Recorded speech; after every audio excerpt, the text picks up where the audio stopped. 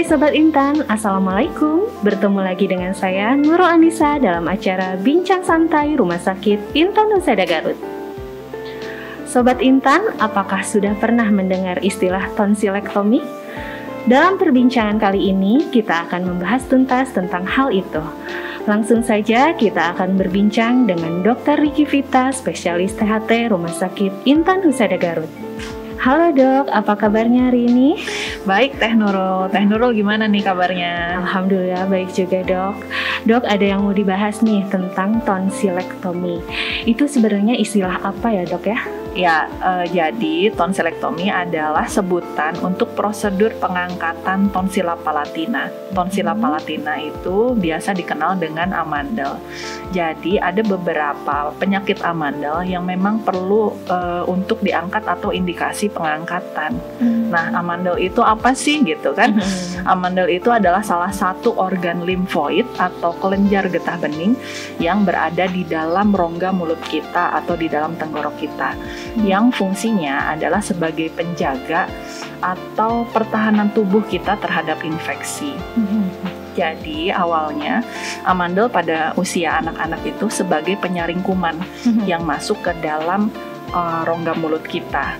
Karena pada anak-anak itu sistem pertahanan di saluran cerna dan saluran nafas belum berfungsi maksimal, jadi amandel tugasnya untuk menyaring kuman yang masuk ke dalam rongga mulut.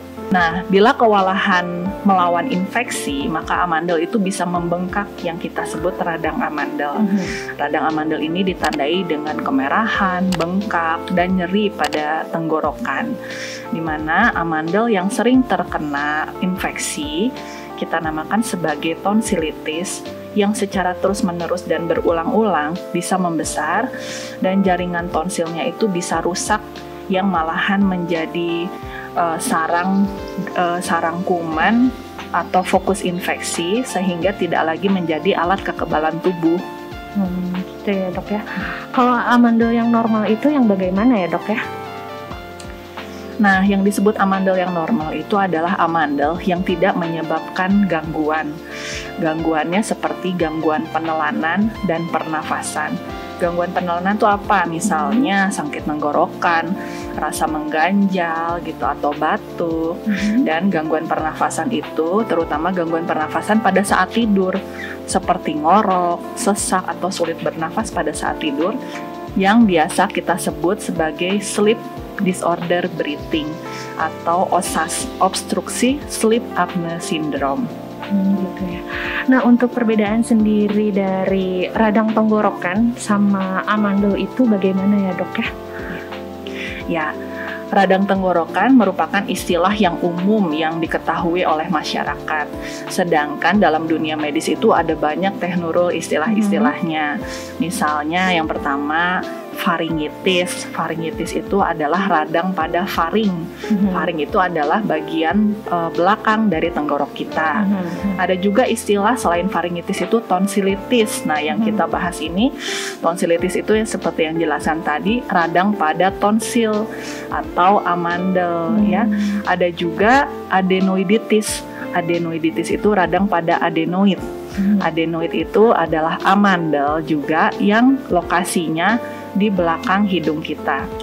Jadi istilah di dunia medis itu bermacam-macam, namun di masyarakat mungkin lebih gampangnya kita mengenalnya radang tenggorok. Radang tenggorokan ya. Nah, untuk penyebab dari radang tenggorokan sendiri itu apa sih dok ya? Penyebab radang tenggorok itu paling banyak adalah virus. Biasanya sebesar 70% tuh virus. Selain virus itu penyebabnya adalah bakteri. Nah, radang amandel ini tanda-tandanya tuh seperti demam, nyeri tenggorokan, batuk ya. Kalau pada anak-anak tuh biasanya jadi anak malas makan atau susah makan. Gitu. Sampai sakit telinga gitu kan ya dok ya? Ya, bisa. Bisa dijelaskan nggak sih dok, kapan amandel itu harus dioperasi? Itu baik untuk dewasa ataupun anak-anak nih dok ya? Sebenarnya pengobatan radang amandel itu tidak harus segera atau langsung untuk dioperasi ya. Pasien biasanya datang berobat dulu ke dokter, baik itu dokter umum atau dokter THT. Biasanya dokter akan memberikan terapi konservatif dulu untuk mengurangi gejalanya. Biasanya dokter memberikan antibiotik jika memang diperlukan, anti demam, anti nyeri, obat batuk misalnya, obat anti radang, dan lain sebagainya. Nah, dokter juga memiliki pertimbangan kapan sih harus operasi. Pertimbangan itu berdasarkan indikasi operasi. Apa aja indikasi operasi? Jadi, indikasi operasi amandel itu ada 2, yaitu indikasi yang absolut ya, atau indikasi mutlak harus dioperasi, dan indikasi relatif. Nah, yang termasuk indikasi absolut adalah pembengkakan amandel yang menyebabkan obstruksi atau penyumbatan saluran nafas. Kemudian gangguan menelan yang berat, gangguan tidur misalnya seperti mengorok atau sering terbangun waktu malam ya, dan komplikasi kardiopulmoner atau jantung paru. Selain itu, yang termasuk indikasi absolut adalah timbulnya abses atau nanah di sekitar amandel atau abses peritonsil yang tidak membaik dengan pengobatan maupun drainase. Kemudian amandel atau tonsilitis yang menimbulkan kejang demam, itu juga termasuk indikasi absolut. Terakhir adalah pembesaran amandel yang kita curigai sebagai keganasan. Nah, biasanya tanda keganasan itu adalah pembesaran amandelnya satu sisi dan bentuk amandelnya tidak beraturan. Maka kita lakukan tonsilektomi. Nah, yang termasuk indikasi relatif atau indikasi yang tidak mutlak atau operasinya bisa dipertimbangkan adalah jika infeksi tonsil terjadi 3 episode atau lebih infeksi tonsil per tahun dengan terapi antibiotik yang adekuat. Kemudian halitosis atau bau mulut yang kronik akibat tonsilitis kronik yang tidak membaik dengan pengobatan medis. Dan juga yang terakhir adalah tonsilitis kronik atau berulang pada karier atau pembawa kuman Streptococcus yang tidak membaik dengan pemberian antibiotik. Nah, kalau saya rangkum ya supaya lebih gampang, karena kebanyakan pasien yang dilakukan operasi amandel adalah anak-anak, indikasinya kalau gampangnya gini. Kalau amandel itu menyebabkan gangguan obstruksi ya atau penyumbatan saluran nafas seperti ngorok, gangguan menelan yang berat, gangguan tidur, itu indikasi operasi absolut. Dan amandel yang sering mengalami infeksi berulang atau secara kronis yang kita patut curigai adanya infeksi Streptococcus. Itu termasuk indikasi yang relatif. Kebanyakan begitu pada pasien anak-anak. Oh gitu ya dok ya. Terus untuk proses operasi baik untuk dewasa ataupun anak-anak itu sama nggak ya dok ya? Bisa dijelaskan persiapannya seperti apa ya dok ya? Oke. Pada dasarnya operasi amandel pada pasien anak dan dewasa relatif hampir sama.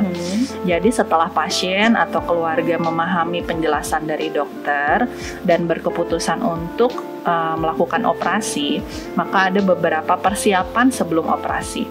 Pertama, pada pasien yang akan operasi itu harus dalam kondisi yang sehat, prima, tidak sedang sakit, demam, batuk, pilek seperti itu. Jadi harus sehat. Kemudian pasien akan diperiksa secara menyeluruh lewat laboratorium darah, pemeriksaan darah, juga ronsen dada untuk melihat kondisi jantung dan paru. Dokter THT juga bekerja sama dengan dokter lain, dokter spesialis lain, yaitu spesialis anak ya jika pasien yang akan dioperasi adalah anak-anak, dan dokter penyakit dalam jika pasiennya dewasa. Jadi dokter spesialis anak atau dokter penyakit dalam ini akan memeriksa kelayakan pasien untuk operasi. Tapi tidak juga menutup kemungkinan akan diperiksa juga oleh dokter spesialis jantung atau paru jika memang ada indikasi atau kelainan di bidang tersebut. Nah, yang terakhir adalah pasien akan diperiksa juga atau dikonsultasikan terlebih dahulu kepada dokter anestesi, yaitu dokter yang membius selama proses operasi. Untuk proses operasi ini, apakah emang ada minimal usianya gitu untuk anak-anak? Karena anak saya sendiri juga kan ada amandel nih, waktu kecil umur 5 tahun, sekarang udah usia 7 tahun. Apakah itu udah bisa operasi atau menunggu sampai berapa tahun nih biasanya? Oke, kita kembali lagi ke indikasi operasinya. Jadi boleh tidaknya pasien dioperasi tentu tergantung indikasi operasi yang memang sudah saya sebutkan tadi, yaitu apakah anaknya mengalami gangguan obstruksi atau penyumbatan saluran nafas dan gangguan menelan, atau anak tersebut sering kali infeksi radang amandel secara terus-menerus atau berulang-ulang yang lebih dari 3 kali dalam tahun itu. Gitu ya, jadi nggak terpatok umur, tapi kalau lihat dari indikasi ya dok ya? Ya betul sekali. Kalau misalnya udah operasi nih dok, biasanya berapa lama ya dok ya waktu untuk pemulihannya, proses pemulihannya, terus bagaimana perawatannya nih dok ya? Oke. Ya, jadi perawatan setelah operasi itu pasien dianjurkan untuk tidur miring satu sisi ya, supaya jika terjadi perdarahan tidak masuk ke saluran nafas. Kemudian kalau bisa dikompres dingin di leher, daerah sekitar leher, supaya pembuluh darah juga menyempit, mengurangi resiko perdarahan. Pasien juga tidak boleh banyak bicara, nggak boleh teriak-teriak, kalau bisa jangan menangis, supaya daerah operasi itu baik ya, tidak terjadi perdarahan juga. Dan selama 2 minggu tidak boleh berenang dulu atau aktivitas yang berat. Dilarang makan makanan yang keras, pedas, panas, dan asam. Contohnya misalnya keripik, kerupuk, bakso gitu, jangan dulu. Nah, sekalian kita membahas makanan apa saja ya, dok ya, yang aman ya. Setelah operasi biasanya kita berikan secara bertahap makanan konsistensinya. Dimulai dari yang lunak dulu dan jangan panas. Nah, misalnya hari pertama dan kedua kita kasih bubur saring, bubur tepung atau bubur lemu, agar-agar boleh ya, minuman dingin dan susu yang dingin. Ingat, jangan panas ya. Kemudian naik 2 hari berikutnya, hari ketiga dan 4 misalnya bubur sumsum atau bubur beras biasa ya, boleh asin, boleh manis. Kemudian makanan-makanan yang banyak kuah. 2 hari berikutnya havermut, telur, banyak kuah juga. Terus kemudian ke nasi tim, kemudian ke nasi biasa. Ya. Jadi kondisi makanan atau diet pasien tergantung dari keadaan pasien menelannya. Kalau masih sakit kita turunkan ke konsistensi yang lebih lunak. Lebih lunak ya dok ya. Jadi nggak bisa langsung makan nasi, dibalik lembek dulu ya dok ya. Terus apakah di Rumah Sakit Intan Husada ini sudah ada layanan untuk operasi tonsilektomi nggak dok ya? Ya, jadi Rumah Sakit Intan Husada sudah dapat memberikan pelayanan operasi tonsilektomi. Oh, jadi sudah ada ya dok ya? Wah dok, terima kasih banyak nih atas ilmunya. Apa ada yang perlu disampaikan nih untuk Sobat Intan di rumah? Oke Sobat Intan, jadi radang amandel itu jangan disepelekan. Segera berobat ke dokter THT untuk mendapatkan penanganan yang tepat dan menghindari komplikasi yang mungkin terjadi. Semoga pendengar selalu dalam kondisi sehat dan dijauhkan dari segala penyakit. Ya, terima kasih banyak ya dok ya atas waktunya, ilmunya.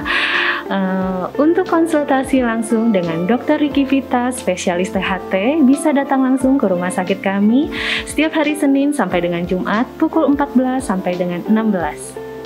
Untuk informasi lebih lanjut mengenai Rumah Sakit Intan Husada Garut, bisa menghubungi di nomor telepon 081 214 867272. Saya Nurul Anissa undur diri. Rumah Sakit Intan Husada, kami berikan yang terbaik.